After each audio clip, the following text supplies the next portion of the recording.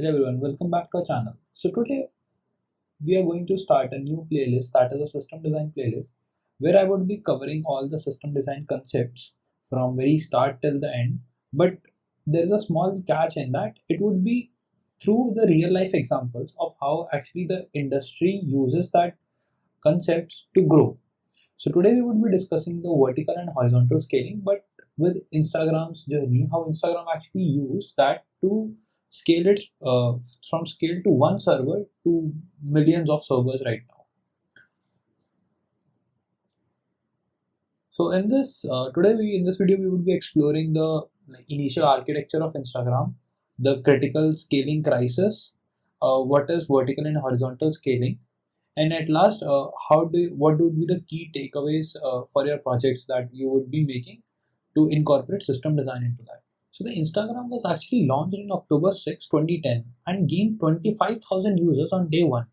But here's the fascinating part: the entire infrastructure was incredibly simple. Let me show you.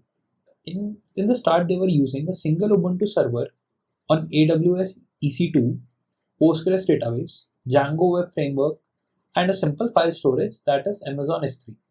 They were not using any kind of caching, that is Redis, Memcached, or any kind of application level caching as well, and they were not using any kind of load balancers. So this setup works perfectly for initial users, but the problems start appearing after that quickly. The single server then started to max out due to the number of hits were actually increased, and due to that there was a high consumption of memory as well, and the load time actually increased from 300 milliseconds to 2 seconds, and users start experiencing a slow photo uploads. So this is how they actually then thought of to actually scale the system. But then they were in a double-minded thought whether to scale the system horizontally or vertically. So before discussing actually how they have actually scaled from vertical or horizontal or any of the stuff, let's first understand what do we mean by a vertical scaling and a horizontal scaling. So vertical scaling is actually when you upgrade your system in a vertical sense. Vertical sense as in when you start upgrading your server with the same architecture, but you're just increasing the CPU, RAM storages and making it more and more faster. But this is actually but this would in longer run would give you a drawback, as because there is obviously a limitation to a particular server to be maxed out. So and once that's done, then you have to actually move towards multiple servers, because that would end up reaching the limit. So due to this, the vertical scaling is beneficial to some extent, but it is not a sustainable thing. You can understand vertical scaling with an example of like a gaming PC that we are actually using with the same computer but with a better components. Now let's see the horizontal scaling.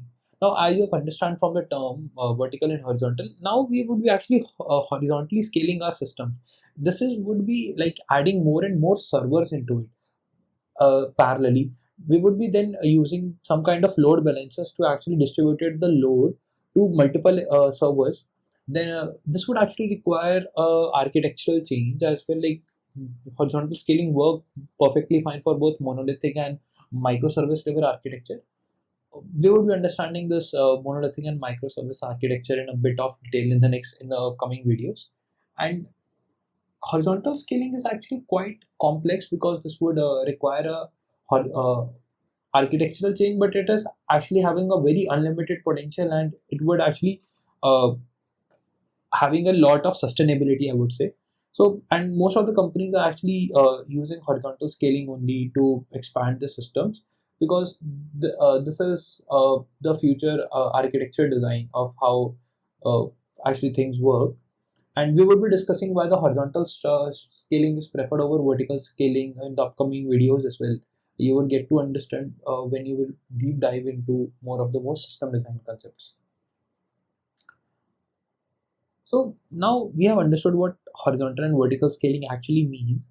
Now let's see how Instagram actually uses that concept to minimize their first crisis that they have faced. So with that, they actually started to move towards a dedicated database server. That is, like, initially we have seen they were only having a single server with Postgres integrated in that, with the same files to with the same like backend also working over there only, and front end as well.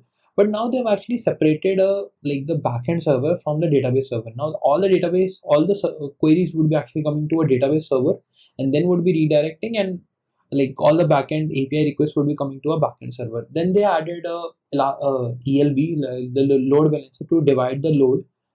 And with the time they have implemented Redis for session storage, like the concepts of caching came into picture, and obviously optimized the Amazon S3 integration as well.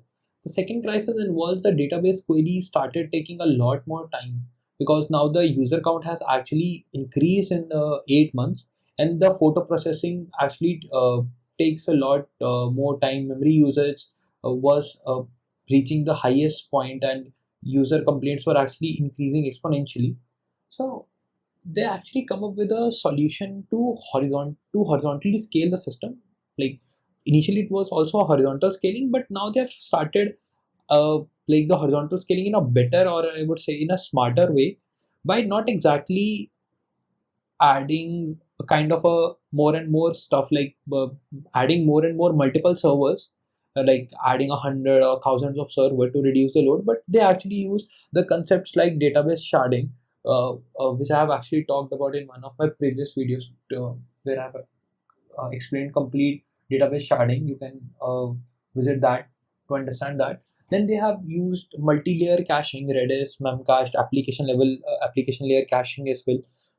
Then they have went into geographical distributions, like the edge servers and all that concepts of distributed systems. Then, so this is how they actually reduce the load from a single server, by actually dividing the loads and horizontally scaling the system smartly. So this actually requires a lot of architectural change, but this is the more sustainable and most longer change, like most longer and effective change, because in a microservice architecture we would be like in future we would be learning that in microservices, how dividing the services into different parts would help us in upscaling and downscaling a particular service, uh, rather than just shutting down or bringing the whole whole services to upscale or to downscale. Now, then this is the how the modern architecture, like just as overview of the modern architecture looks like. So in modern architecture, they have divided their services into different, like complete service into different microservices, where user service would be handling all the authentication and profile kind services or requests. Photo service would be actually processing all the photo uploads, bringing the photos in. Feed service, notification service. So this is how they have divided their complete single architecture or monolithic architecture into microservice level architecture, and they are then orchestrated by Kubernetes or many more things that actually use in the system, like bringing multiple servers in and all. And then they have actually evolved in the technologies as well. Like in core, they use Python and Django. For high performance, Java is used. For critical systems like C++. For microservices, Go is being highly in use right now. Uh, in data side, Postgres, Cassandra as NoSQL, Redis, Kafka, Kubernetes. So these all are actually we would be covering most all of this in a system design, like Kafka, Kubernetes, and all of this would be coming in the next video. So like stick to the playlist and you would be actually exploring more, and we would be actually covering this with the real life examples. And if I get a better response, we could actually cover them through code as well. So this is like the so this is how our vertical and horizontal scaling is. I'm sure you have you have got the concept of how vertical and horizontal scaling is actually is with this example. Yeah. So thanks for watching the video, and I'll be seeing you in the next video.